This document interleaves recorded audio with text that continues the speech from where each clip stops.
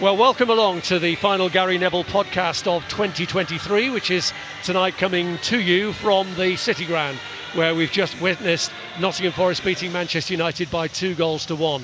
We will get into Manchester United shortly, Gary, because there is plenty to discuss. But first of all, I think we should pay credit, shouldn't we, to Nottingham Forest? Absolutely. Just said at the end of the game there, I mean, I really love this ground.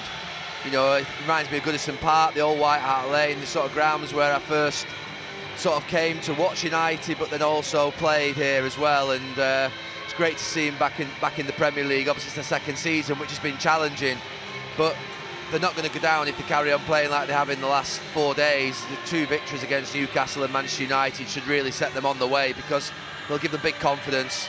They're playing well, and they deserved it today, I have to say. I think that, you know, Nuno won't say anything different in his post-match conference. He won't say we were fortunate. There'll be no sort of complaints from Manchester United, I suspect, either.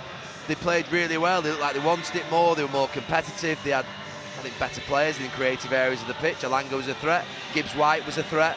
Wood didn't really get going today, but he was a better point of, if you like, reference than maybe Rashford at the other end. So, no, from Nottingham Forest, they've got something to work on. And I was here, I think it was Steve Cooper's last game, was it, against Spurs a couple of weeks ago at the Friday Night Football? I'm not sure, but it was one of his last games. If it wasn't his last, I think it was his last.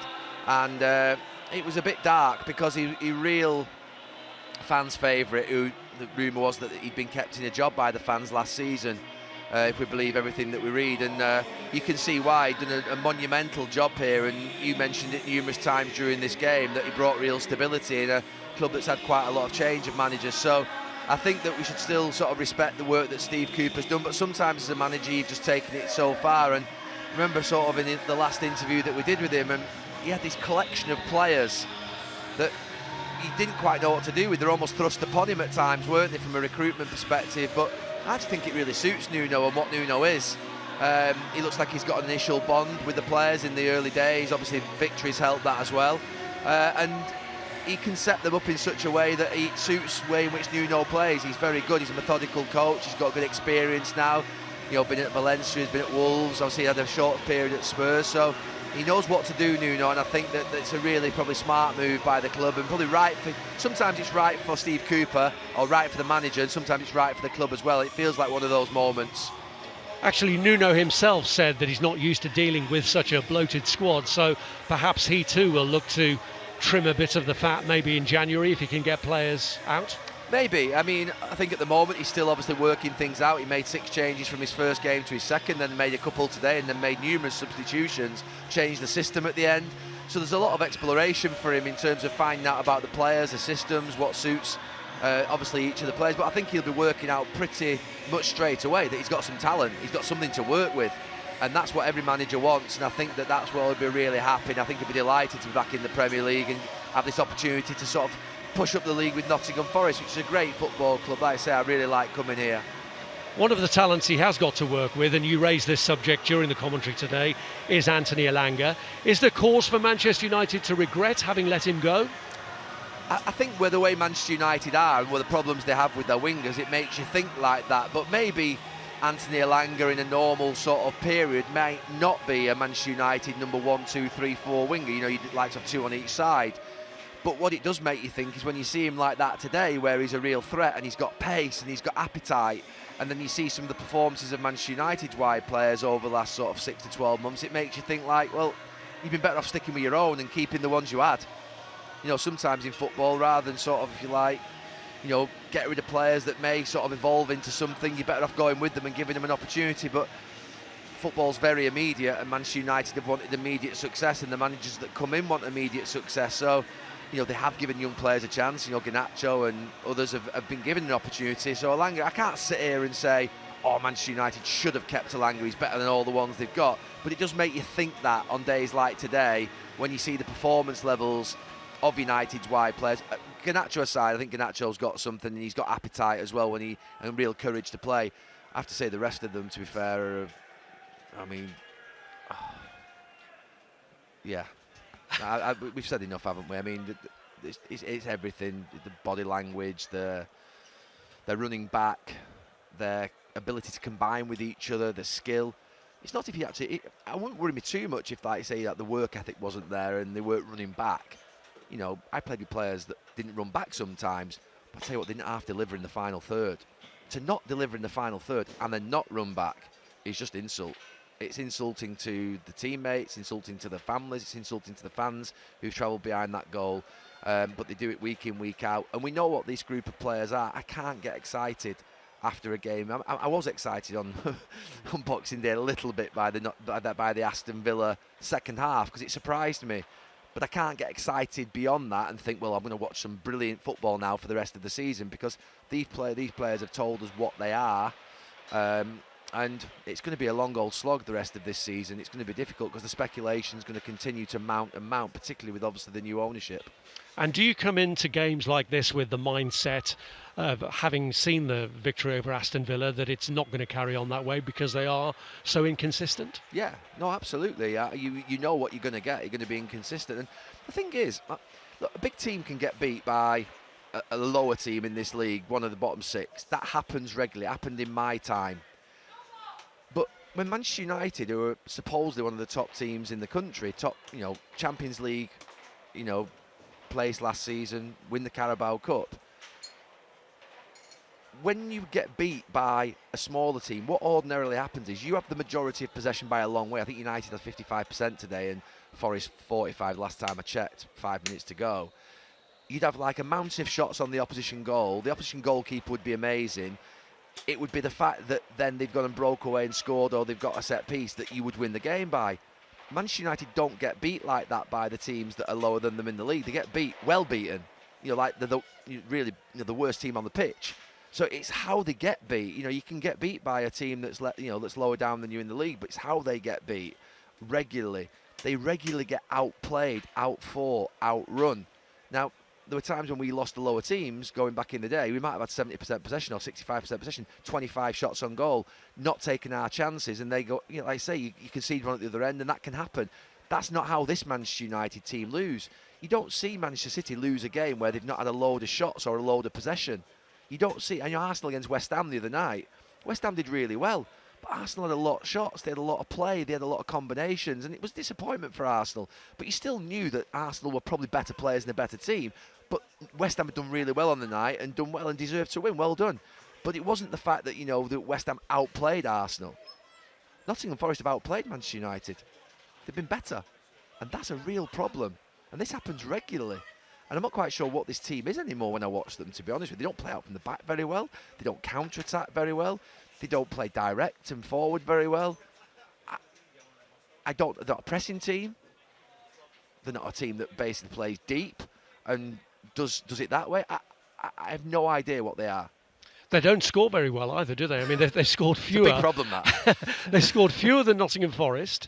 And have we seen an issue today with a lack of balance in the squad? Because you talked about the fact they're overstocked almost with wide players, but they lose Rasmus Højlund today, and it's almost like they haven't got anybody who can then slot in. But in the summer, they needed Harry Kane and Rasmus Højlund. They needed Højlund with an experienced striker. I'm naming Harry Kane there because he was available in the market. May not have been available for United, I don't know. But they needed a top striker and then a young striker. Martial, no. Rashford's not centre forward anymore, he's not. So they needed two. And they only got one. They bought Anthony last year and Casemiro for 170 million. They chased Sancho the year before that. And they have needed wide players, don't get me wrong, but you need a centre forward. And Højlund's young, he's got really good potential, he's got some physical attributes. I'd like to think that, in a really settled environment, I think if he came into the club in a really settled environment, in a good team with a settled situation, I think he could be a real big talent, Rasmus Højlund, because he's got lots to work with. But you wonder what this club in its current format will do to him, what this current team will do to him, because we've seen the impact of what's happened in the last few years on many other players. I've said before, this has been a graveyard for many a player, and it's got to stop being that. It's got to be a place where players can flourish and grow and get better, but it's not that place anymore. And that's what hopefully the introduction of new ownership and a change of mindset will instigate in the next 6 months, 12 months, 18 months, how long it takes really. Well, that was going to be my next question to you, actually, because with Ineos and Sir Jim Ratcliffe, after the moving in saga had dragged on for a while, that is now confirmed, subject to ratification. How long is it going to take for them to get the squad sorted, let alone the infrastructure that you want to see improved? Yeah, I honestly think that there are a lot of things that they'll look at before the squad. I mean, look, they have to try and correct the playing side of things as quickly as possible, but there are some gaping holes in the club. Number one, there isn't a CEO. Number two, there isn't a sporting director. Number three, there isn't a capable head of recruitment. So they're the top three jobs in a football club outside of the manager. They're the most important three jobs in a football club. And then you've got the manager making the fourth, meaning that quartet is very, very strong and tight. If that quartet are very successful, then the team on the pitch will likely be successful in terms of sort of if they're good. So the first thing that will be sorted will be people, because there is a lack of those major roles in Manchester United actually in existence at this moment in time. Once you put those sort of things in place, you've then got an opportunity to fix the things that are happening below it if the people are right up here. And then it comes into the playing side and the coaching and the other sides of things, and then the academy and the women's team, all the other things. That flows from there. But to start with, people is absolutely critical. And Manchester United, I mean, if you're new owners and you're putting in billions of pounds, which is what Sir Jim Ratcliffe's doing, he's going to want to look at the people who are his biggest exposure. And the biggest exposure in a football club is recruitment of players. And the other one is that you want to drive revenue. So your CEO is critical and your sporting director is critical to cost and revenue. And they need to be sorted immediately. If those two things are fixed, Manchester United's revenues are pretty good, but they want to obviously maintain them. They don't want them to drop. They want to try and explore new avenues of revenue as well. But then you've got to get onto the sporting side where you think about head of recruitment and manager and sporting director and that CEO making it up from a financial perspective. So to me, it's really important that, you know, ultimately that bit is really important to get that right. And then you can start to think about place. You can start to think about stadium, you can start to think about training facilities, all the other things. I actually think once you've got that people in place, you know, management and the sort of plan around the stadium sorted, I do think the football side starts to take care of itself, because the foundations are good and the principles are good. If you've got an amazing Old Trafford with fantastic people at the top of the club creating a great culture, you've got a good chance of success coming down the line. And Manchester United fans are very patient. I grew up in the sort of late 70s and early 80s and right the way through the 80s, not seeing Manchester United win a Premier League title. And it didn't impact my childhood. It wasn't exactly fantastic watching Liverpool win it nearly every other year, but we got through it, and the cycle changes, it turns. What you see is that something's happening, something's right. And it's really important, that Old Trafford part. Really important that you have pride in where you play and that it's a great stadium, and it's important obviously that the people at the top are the right people. Manchester United have had the wrong people for many years, and they haven't even had a sporting director. So yeah, that there's some simple things to look at before you even get to the playing side. You know, starting with Manchester United's right back or right winger or left winger. Yeah, if there's some easy wins, maybe you can look at that. But I think to start with, you know, that first 6 months, I think it's people in place, and that's management, and it's Old Trafford. And I've heard there's only a couple of £100 million or so to spend on Old Trafford. That's nowhere near enough. But maybe what Liverpool have done is the right way forward, if there is shortage of funds, where you get maybe one or two stands look absolutely world class, and then the other two follow it sort of at different periods in the next 5-10 years. That would be a plan, you know, because I'd rather have 200 million spent on the old stadium, it looking still not up to. I'd rather have two stands or two parts of Old Trafford that look absolutely amazing. So it'll be interesting to see what the plans are for the stadium. But you know, Sir Jim Ratcliffe's been a very successful businessman. He's not going to come in, he's not going to watch that today and sort of look at it and think there's not a lot to do. He's going to look at that and think, I can't wait to get my hands on it. And, you know, Dave Brailsford's in the stand there, you know, obviously from a different background, but he's been in football now in the last year or two. How do you think that will work? Because obviously he's been very successful in his own sphere, but being successful in one sporting sphere, does that necessarily transfer to another?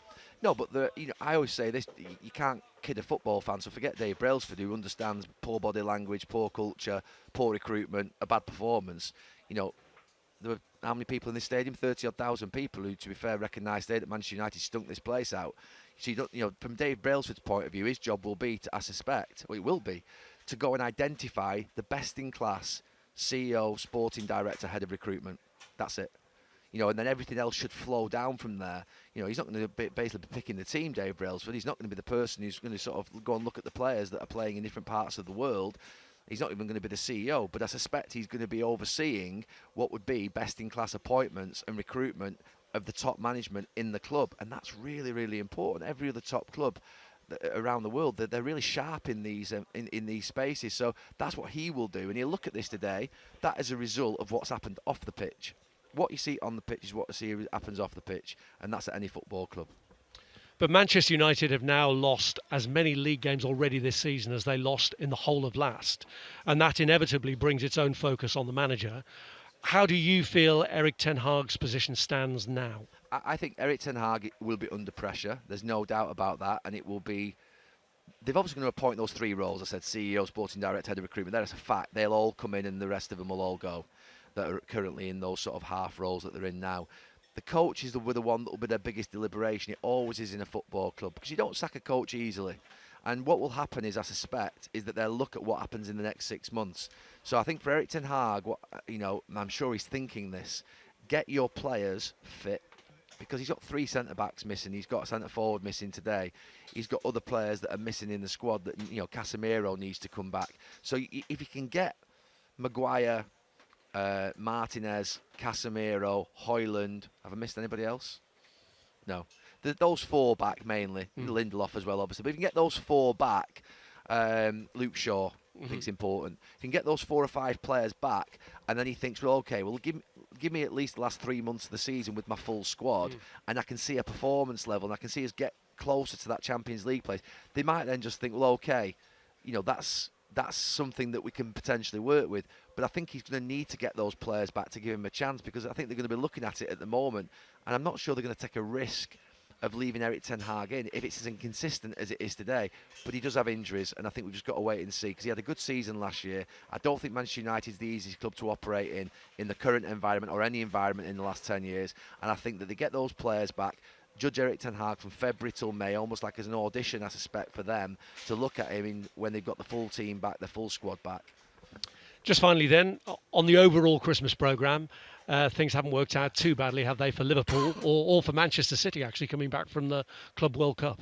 Yeah, I think that Manchester City will be very happy with their own win. Obviously, at Goodison Park was a difficult game for them, but also some of the results around, meaning that the teams haven't pulled away from them. I don't think it would have meant that Manchester City were out of the title race by any stretch of the imagination, but it means it's more difficult. I think the others will be thinking, we've made it a lot more difficult for ourselves, not giving us that 5, 6, 7 point cushion that they could have had going into sort of, if you like, the new year, with City being away and not playing. So, yeah, I think it's been a good Christmas for Manchester City, winning the World Club Championship, or the World Club Cup, and also the rest of them not being, having 2 or 3 teams 5, 6, 7 points in front of them would have put them under a bit of pressure. I think they'll be feeling pretty good about themselves. Well, have a Happy New Year, Gary. It starts at Anfield, doesn't it? And a Happy New Year to everyone, and thanks for joining us on the Gary Neville podcast. Thanks, Rob.